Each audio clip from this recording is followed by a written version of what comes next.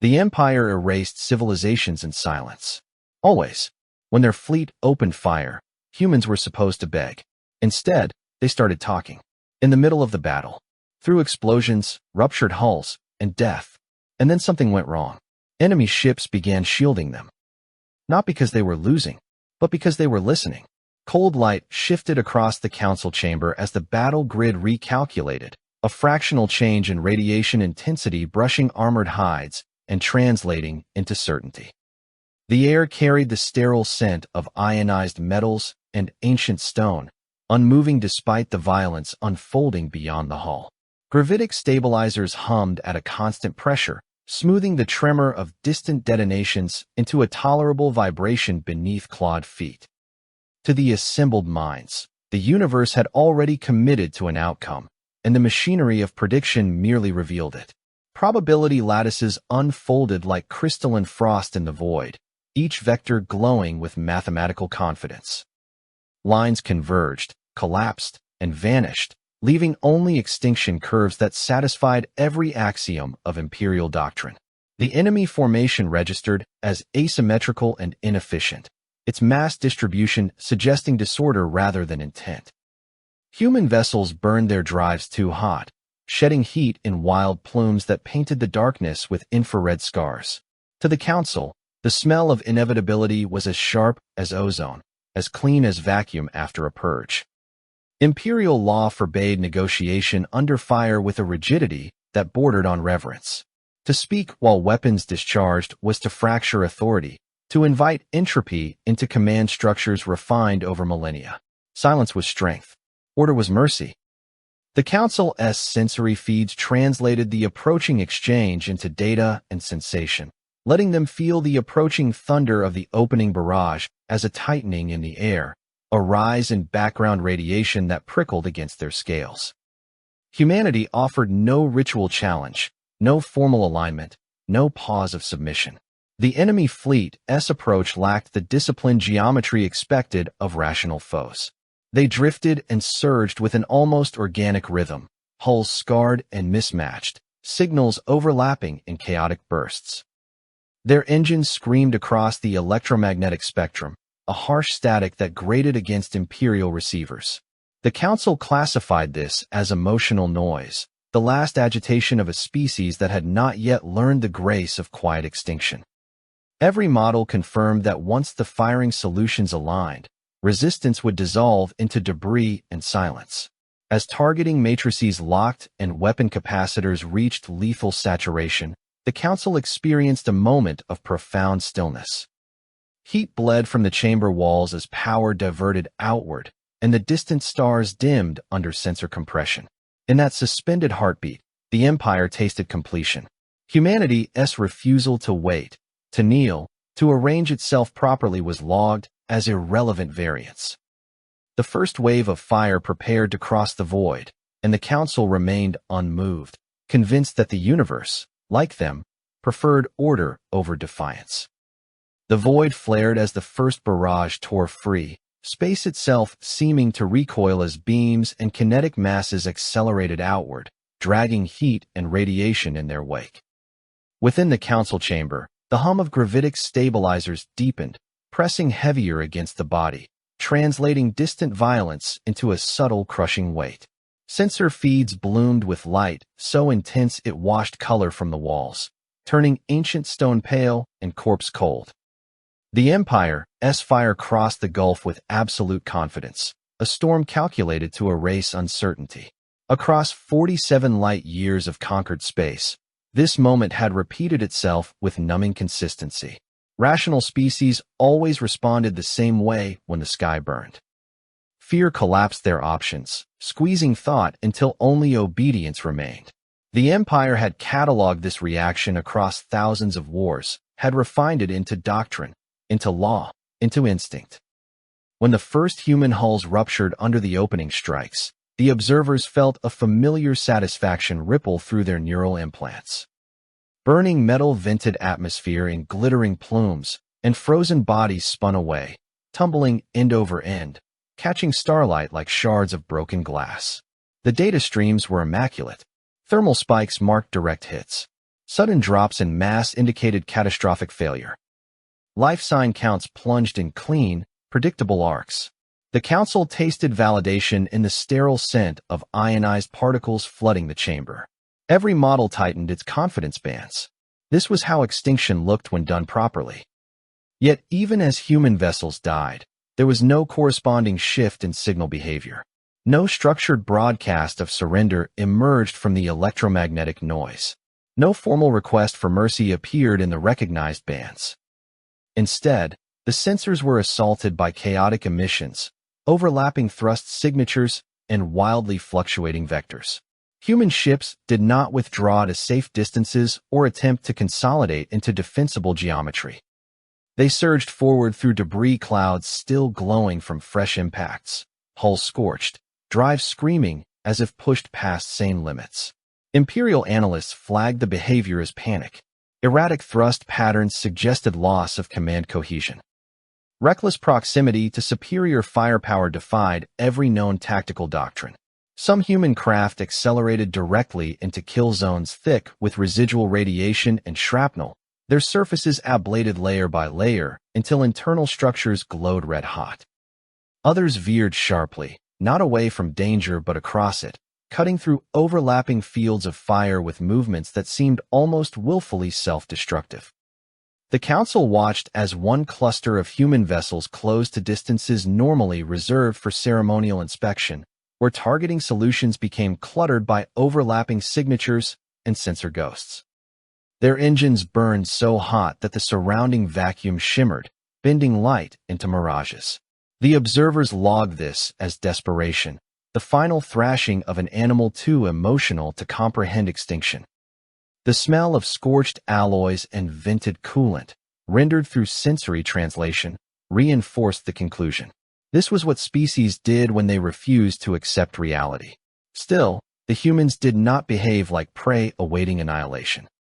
Even as hulls fractured and pressure differentials tore compartments open, surviving craft maintained forward momentum. Their formation, if it could be called that, resembled a wound more than a pattern, constantly reshaping itself as pieces were torn away. The Council noted with faint irritation that the predictive models required constant recalibration, not because the outcome changed, but because the path toward it grew noisier. Debris fields thickened until they rattled against Imperial shields like metallic rain. Fragments struck with enough force to send vibrations crawling through the chamber floor, a tactile reminder of the violence unfolding. Human bodies, unarmored and fragile, collided with hull plating and burst apart, leaving brief stains that froze instantly. Yet even this carnage failed to produce the expected signal collapse. The noise persisted, raw and undisciplined, filling the spectrum with a presence that refused to fade quietly. To the Empire, this only confirmed long-held assumptions. Humanity's chaotic motion, their refusal to recognize the moment of inevitable surrender, was logged as weakness. Emotion had overridden logic. Instinct had drowned reason. The Council remained certain that once sufficient force had been applied, even this species would fall silent. The universe, after all, always did.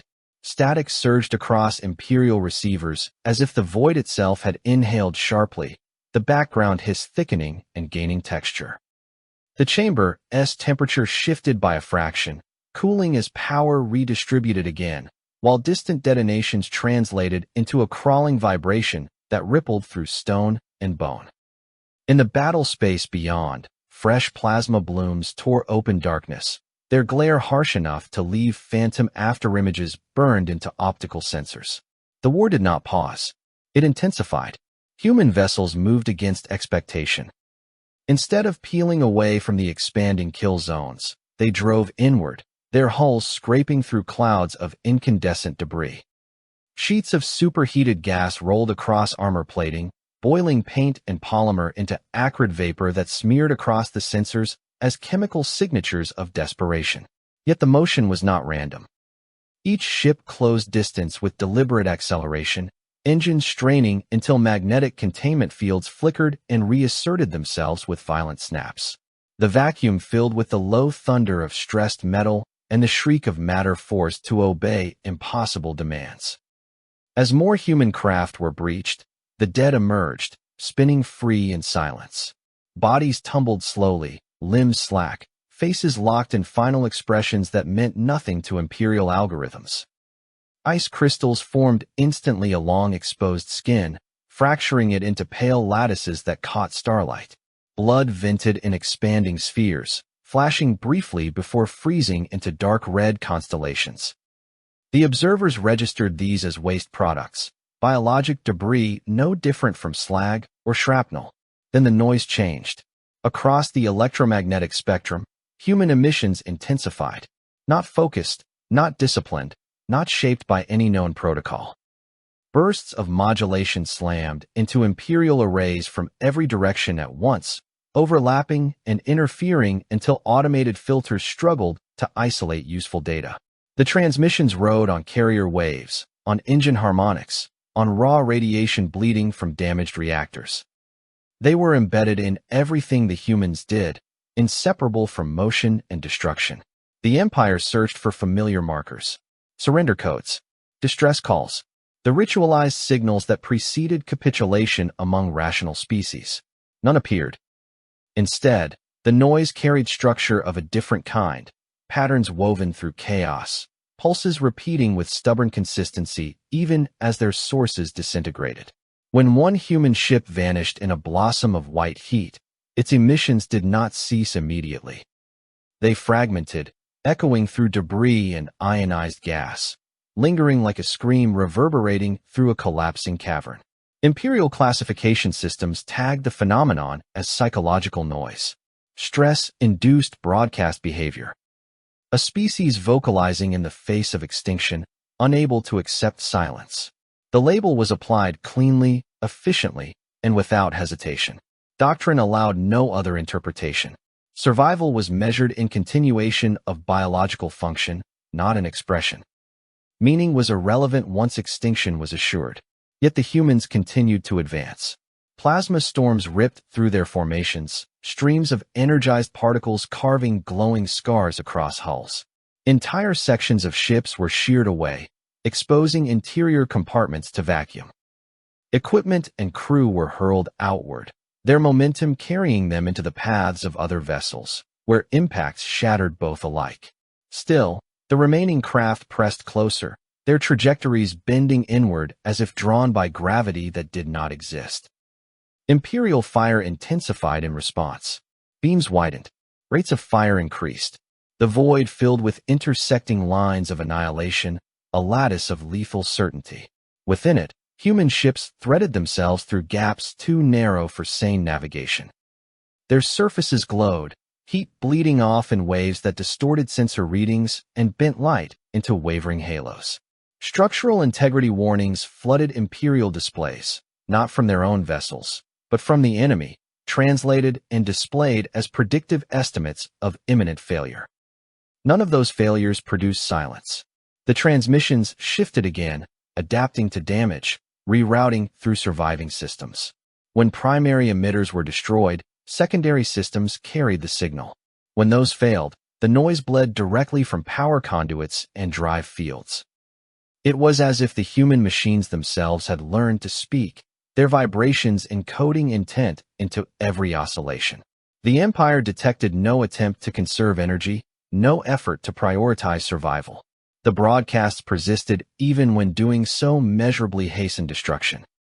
To Imperial minds, this was irrationality distilled. Resources squandered on expression. Energy wasted on noise. Yet buried beneath the static, pattern recognition subroutines flagged anomalies. The emissions were not uniform. They varied in rhythm and intensity in ways that correlated with ship movement and proximity. As humans closed distance, the noise grew denser, more insistent, flooding every available channel until Imperial receivers began to saturate.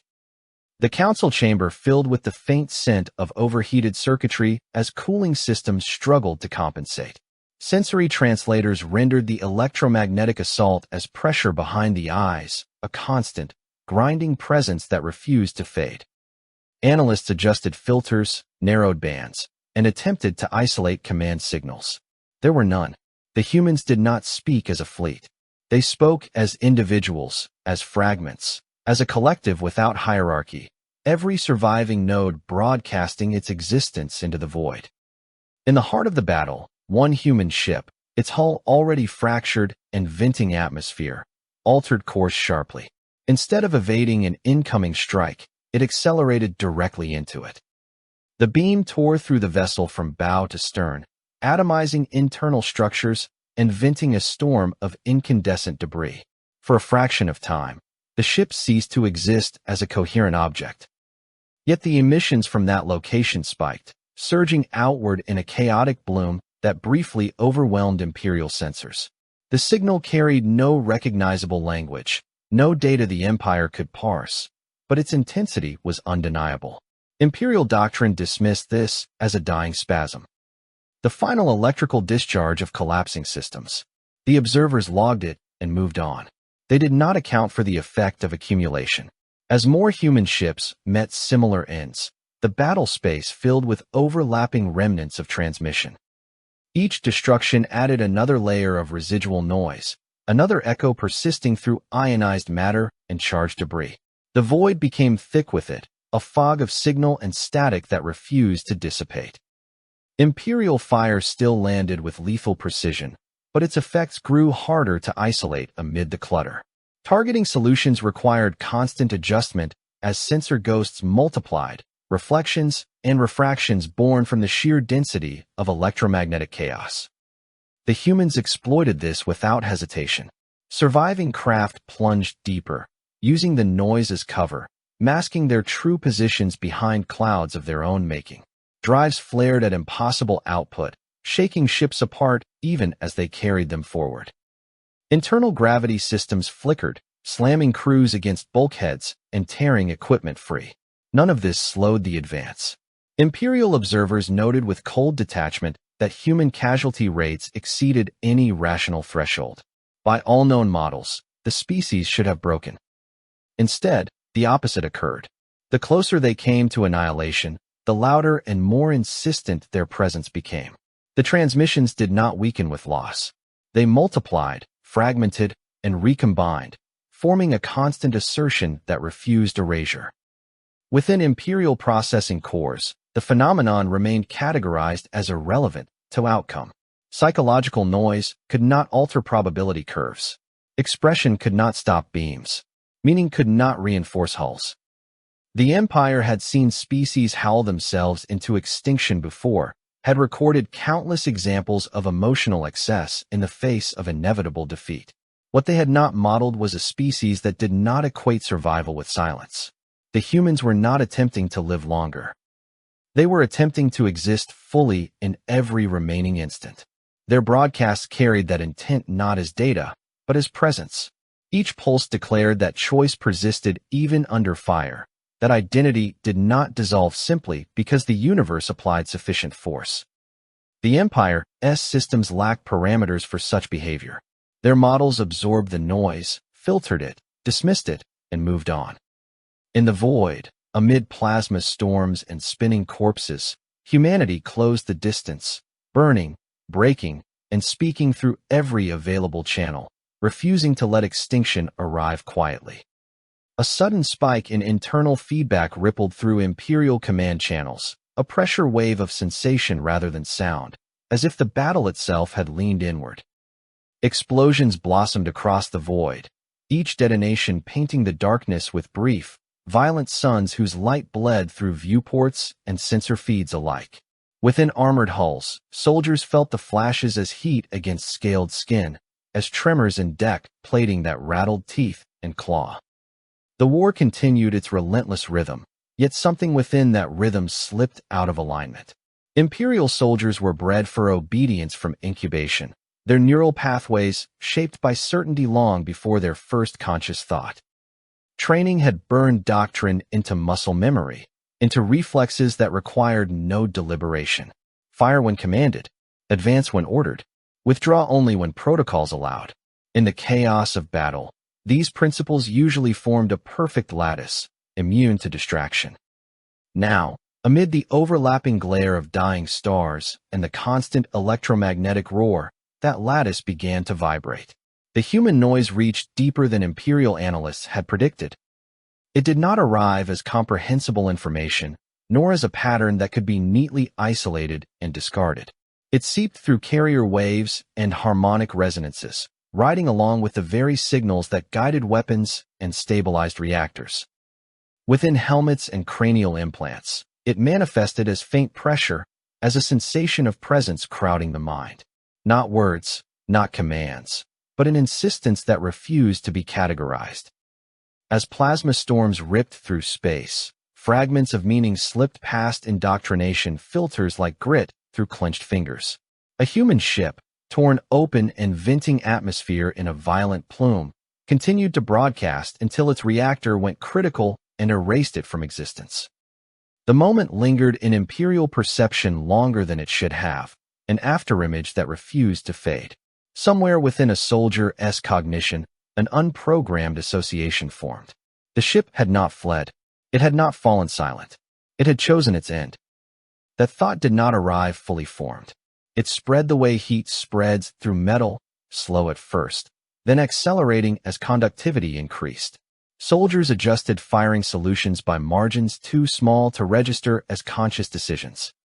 A beam lanced out a fraction of a degree off its optimal vector, clipping debris instead of a living hull.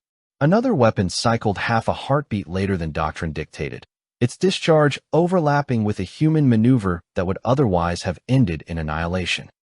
These deviations were infinitesimal, easily dismissed as sensor lag or battlefield interference. Within cramped gunnery pits and command alcoves, the sensory environment grew oppressive. The air tasted of recycled oxygen and scorched insulation. Gravity fluctuated as power was rerouted to shields and engines, making bodies feel alternately heavy and hollow. The constant thunder of weapons fire, translated through hull and bone, became a physical force, pressing against the chest. In that pressure, some soldiers felt something unfamiliar: hesitation. Hesitation was not doubt in the Imperial sense. It did not question the righteousness of conquest or the inevitability of victory. It questioned only the necessity of immediate annihilation. The human broadcasts carried an emotional density that defied rational parsing.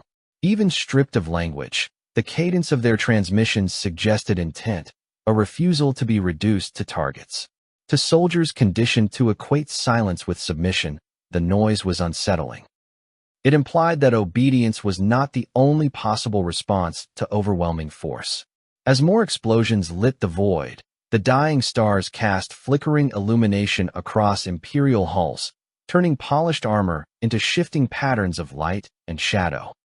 In those moments of strobing brilliance, some soldiers became acutely aware of their own existence as discrete beings rather than components of a war machine. The sensation was brief, almost subliminal, but it left a residue. The idea that one could choose differently, even now, even here, brushed against minds never meant to entertain such concepts. Power allocation readouts began to show anomalies. A fraction of energy meant for forward batteries diverted instead to shields, thickening them beyond required parameters. In one formation, several ships reduced their rate of fire by negligible percentages, maintaining engagement while unconsciously granting human craft more room to maneuver. Elsewhere, a vessel's point defense grid flickered, its automated systems recalibrating priorities in response to sensor clutter and signal noise, allowing fragments of debris and even small human craft to pass unchallenged. These were not acts of rebellion. They were microfractures in certainty, stress points where doctrine met something it could not easily crush. Soldiers watched human ships burn, watched hulls peel away and bodies scatter, yet the broadcasts persisted, saturating the battle space with presence. The persistence gnawed at indoctrination, not through argument, but through example. The humans were dying loudly, insistently, and in doing so they demonstrated a form of resolve that Imperial training had never addressed. Within neural implants, error flags flickered and vanished as self-correcting algorithms worked to maintain cognitive stability. Most soldiers never consciously registered the interference. They felt only a vague sense of discomfort, an itch beneath the skin of thought. A minority experienced sharper effects. Their hands lingered on firing controls a fraction longer than regulation allowed. Their attention drifted from optimal kill solutions to the chaotic ballet unfolding beyond their viewports, where human ships wove through fire like wounded animals that refused to lie down. The Empire had conquered entire sectors by presenting certainty so absolute that resistance collapsed under its weight. Fear had always been the lever, compressing choice until obedience was the only shape it could take. Now, amid the cacophony, fear behaved differently. The humans did not broadcast terror or despair. Their emissions carried strain, pain, and fury, but beneath it all lay an unyielding assertion of agency. Even in extremis, they acted as if choice mattered. That assertion spread through Imperial ranks not as a rational proposition, but as contagion. It bypassed analytical centers and lodged in places shaped by instinct and sensation. Soldiers felt it as a tightening in the chest, as a heat behind the eyes, as a subtle resistance to executing commands with perfect efficiency. Doctrine offered no countermeasure for courage that made no sense, for defiance that did not seek victory but meaning. Command oversight systems flagged minor performance deviations and initiated corrective protocols. Stimulus packages reinforced obedience, flooding neural pathways with familiar patterns of authority and reward. For most, the effect was sufficient. The lattice of certainty reasserted itself, snapping back into place with comforting rigidity. For others, the correction felt like pressure applied to an already strained structure, intensifying the cracks rather than sealing them. In one squadron, a handful of soldiers found themselves redirecting power away from their primary weapons, not enough to be noticed at first, but enough to matter. They watched human ships burn at closer range, saw the violence in visceral detail rather than abstracted through distant sensors. The broadcasts washed over them, filling their minds with the raw fact of another while refusing erasure. The soldiers did not name their actions. They did not frame them as choices. They simply acted with marginally less lethality. Across the battle space, these infinitesimal deviations accumulated. Each alone meant nothing. Together, they formed a statistical noise floor that Imperial models struggled to smooth away. The Empire had no variable for hesitation born of empathy, no equation for obedience eroded by exposure to relentless agency. Its doctrine assumed that once fear reached a certain threshold, behavior would converge. Humanity introduced divergence at the moment convergence should have been absolute. The void continued to blaze with dying stars, and the war pressed on with merciless momentum. Yet within the ranks of the Empire, something irreversible had begun. Soldiers bred for certainty had felt the brush of another possibility, however fleeting. The noise had done what weapons could not. It had reminded them, in the most hostile environment imaginable, that choice could exist even under fire, and that knowledge, once introduced, could not be entirely erased. A ripple tore through Imperial formations as thrusters flared out of sequence, the sudden misalignment sending shock vibrations through hulls and into the bones of those aboard. In the council chamber, indicator lights flickered from disciplined arrays into erratic constellations, their colors bleeding together as predictive systems struggled to reconcile input with expectation. The smell of overheated circuitry thickened, sharp and metallic, as processors pushed beyond design tolerance. The war did not slow. It fractured. Vessels that had once held perfect geometric spacing began to drift. Not wildly, not in open rebellion, but enough to disrupt overlapping fields of fire. One cruiser yawed by a margin so small it should have been meaningless, yet the shift opened a corridor through which a wounded human ship staggered, engines sputtering, hull peeled back like a flayed wound. Another Imperial vessel cut power to its forward batteries entirely, its weapon ports cooling from white heat to dull red as radiators bled excess energy into the void. The act registered as an anomaly, then another, then several more, cascading through the fleet like hairline fractures spreading through crystal. The Council registered an error cascade. Algorithms screamed for correction, their internal representations of the battlefield tearing themselves apart as assumptions failed. Formation integrity dropped below acceptable thresholds. Target prioritization loops stalled, caught between conflicting data sets. The Empire's war doctrine had been built to absorb loss, to compensate for destruction, but not for choice exercised against instruction. As a fraction of Imperial forces ceased hostile action entirely, the lattice of certainty that had underpinned every conquest began to sag. Some ships maneuvered deliberately, sliding between Imperial fire and human craft with shields flared to maximum density. Energy beams struck those shields and bled away in shimmering cascades of light, washing hulls in ghostly auroras. Inside those vessels, gravity fluctuated wildly as power rerouted, slamming crews against restraints and bulkheads. Pain bloomed, bones cracked, yet the maneuver held. Human ships passed behind that unexpected cover, their scarred hulls brushing close enough to scrape paint and leave trails of frozen vapor. Elsewhere, Imperial captains simply powered down. Engines throttled back until their roar faded to a whisper. Weapon capacitors vented harmlessly into space, releasing plumes of charged particles that drifted like luminous fog. These ships became islands of stillness amid the storm, their presence a void in the pattern of violence. They did not signal surrender. They did not announce allegiance. They simply stopped killing. The humans did not celebrate. There were no bursts of triumph, no shift in behavior that suggested relief. Their ships continued forward with the same brutal momentum, bleeding metal and atmosphere, shedding pieces of themselves with every maneuver. Hull breaches widened, patched only long enough to maintain thrust. Internal gravity failed and reasserted itself in violent cycles, throwing crews through compartments slick with condensation and blood.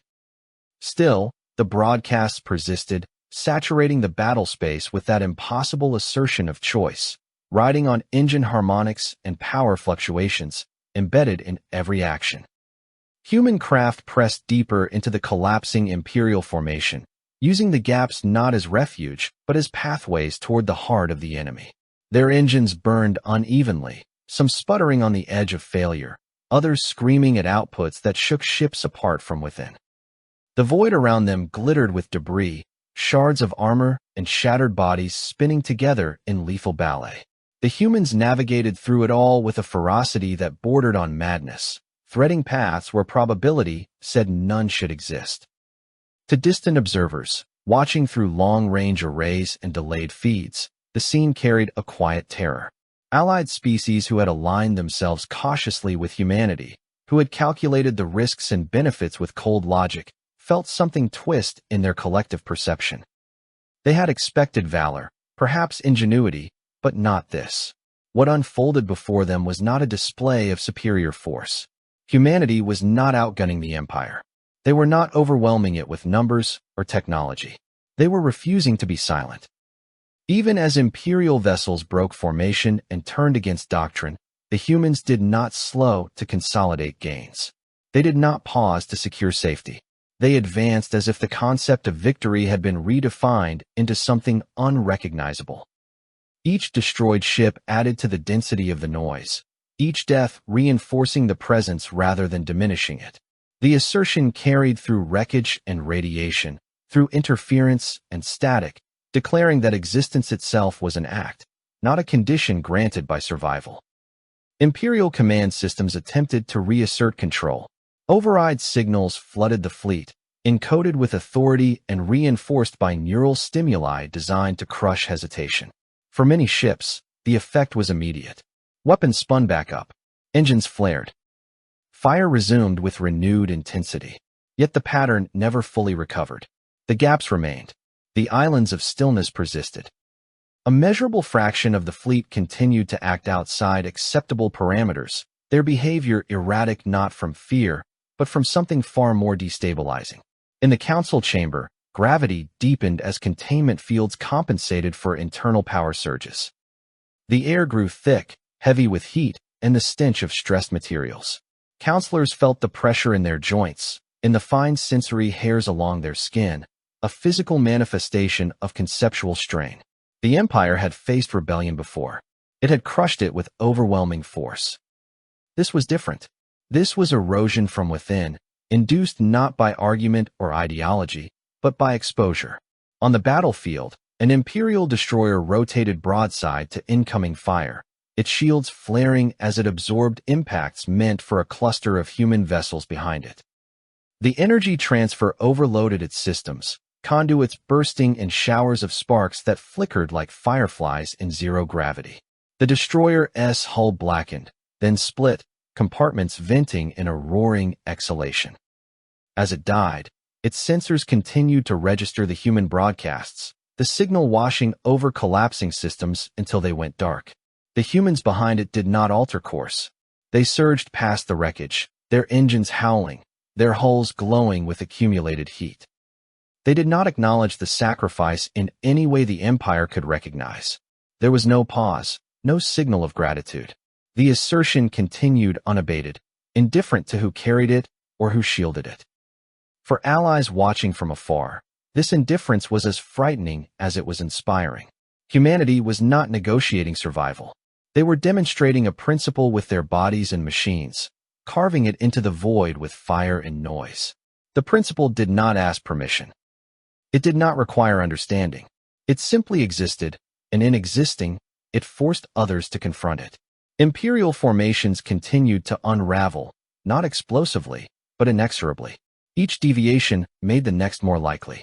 Each act of noncompliance weakened the lattice further. The Council's predictive models hemorrhaged confidence, probability, curves flattening into uncertainty. The Empire had always trusted in inevitability, in the belief that the universe preferred order and would reward those who imposed it. Humanity offered a different lesson. They showed that the universe could be shouted into acknowledging choice, even if only for an instant. That silence was not the natural end state of defeat. That meaning could be projected outward with such intensity that it bent behavior, cracked doctrine, and turned certainty into error.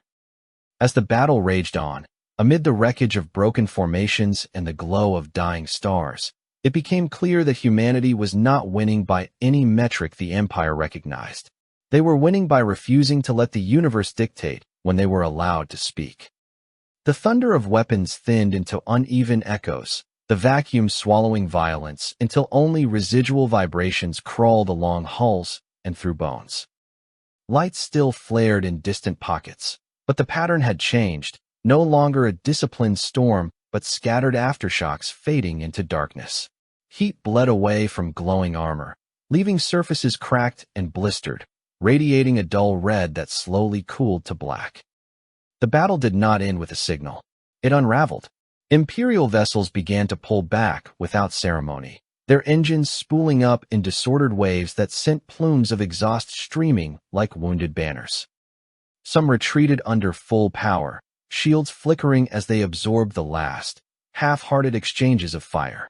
Others drifted away more cautiously, maintaining distance while their systems recalibrated, unsure whether the conflict had truly concluded. A few remained motionless, silent hulks among the debris, their crews alive but unwilling to resume violence. There was no formal surrender because formality had lost relevance in a battle space reshaped by defiance. The void bore the scars of the engagement. Wreckage stretched across vast distances, a frozen storm of twisted metal, shattered hulls, and crystallized remains. The smell of burnt alloys and vented coolant lingered in every recycled breath aboard surviving ships, translated through environmental systems into a metallic tang that clung to the tongue. Radiation levels spiked and slowly subsided, washing over sensors like fading afterimages. Gravity fields stabilized unevenly, leaving crews momentarily weightless before control reasserted itself with bruising force. Human ships remained where they were, engines idling or sputtering, hulls barely holding together. They did not pursue the retreating empire. They did not broadcast triumph. The transmissions that continued to ripple through the void carried the same tone they always had, unbroken by outcome. Presence without demand. Assertion without conquest. Even as medics fought to keep atmospheres breathable and power cores from collapsing, the signal persisted, woven into the hum of failing machinery and the crackle of damaged circuits.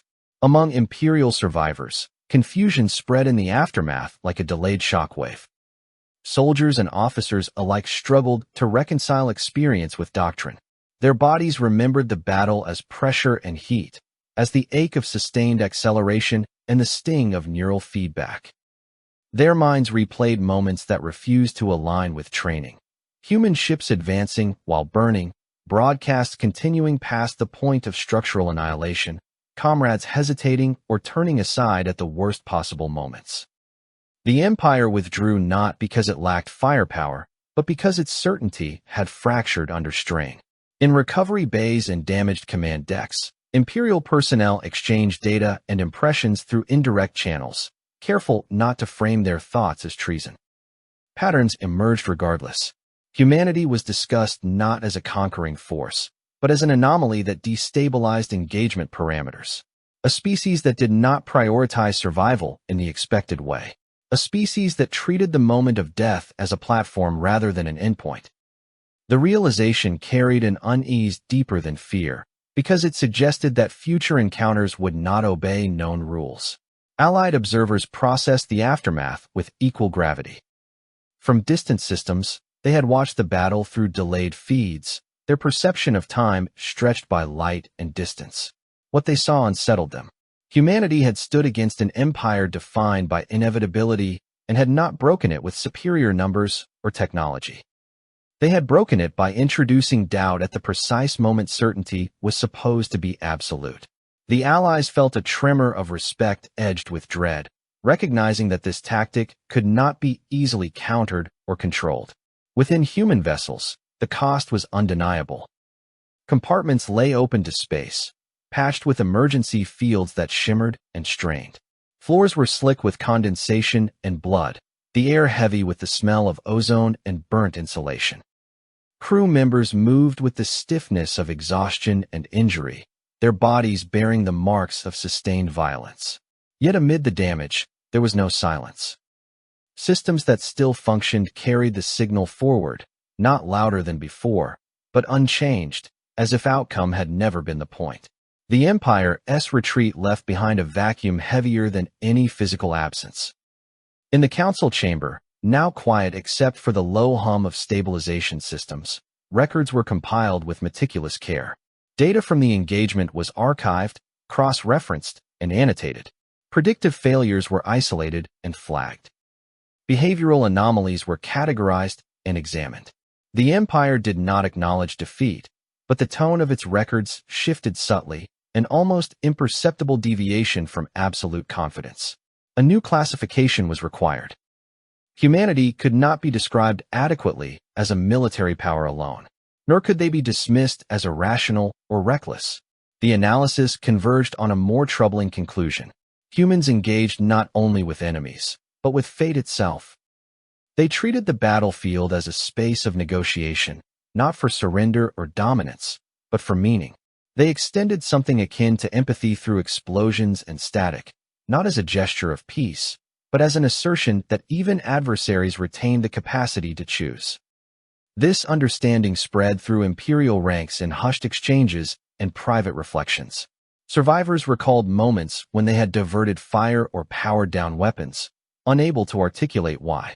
In hindsight, those actions felt less like error and more like response. The human presence had demanded acknowledgement, had forced a reckoning not with defeat, but with agency. The Empire had encountered species before that resisted conquest. None had done so by speaking through annihilation itself.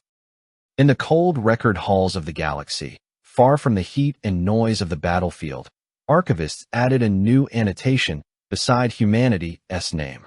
It was written in precise, clinical language, stripped of emotion, yet the implication was unmistakable. Humanity was flagged as a destabilizing variable, a species that communicated under conditions where communication should be impossible, a species that weaponized morale not as propaganda, but as lived reality, a species that would continue to speak even as the universe applied every force to silence them. The annotation carried a warning rather than a condemnation. Engagement protocols were adjusted. Future encounters would require caution beyond conventional metrics. The Empire, and those who studied its records, understood that overwhelming force alone might no longer suffice. Humanity had demonstrated that choice could be broadcast, that identity could persist under fire, and that such persistence could fracture even the most rigid doctrines. Out in the void, the last echoes of the battle faded. Wreckage drifted, cooling, settling into silent orbits around nothing in particular. Human ships began slow, painful maneuvers toward recovery and extraction, their engines coughing but holding. The broadcasts diminished gradually as systems failed or were shut down, not in defeat, but in completion. The signal had been heard. Somewhere, in minds shaped by obedience and logic, it lingered. The universe had tried to drown humanity out with fire and certainty. Humanity had answered anyway, and in that answer, others had found themselves listening, changed in ways they would not fully understand until the next time the silence was supposed to fall and did not.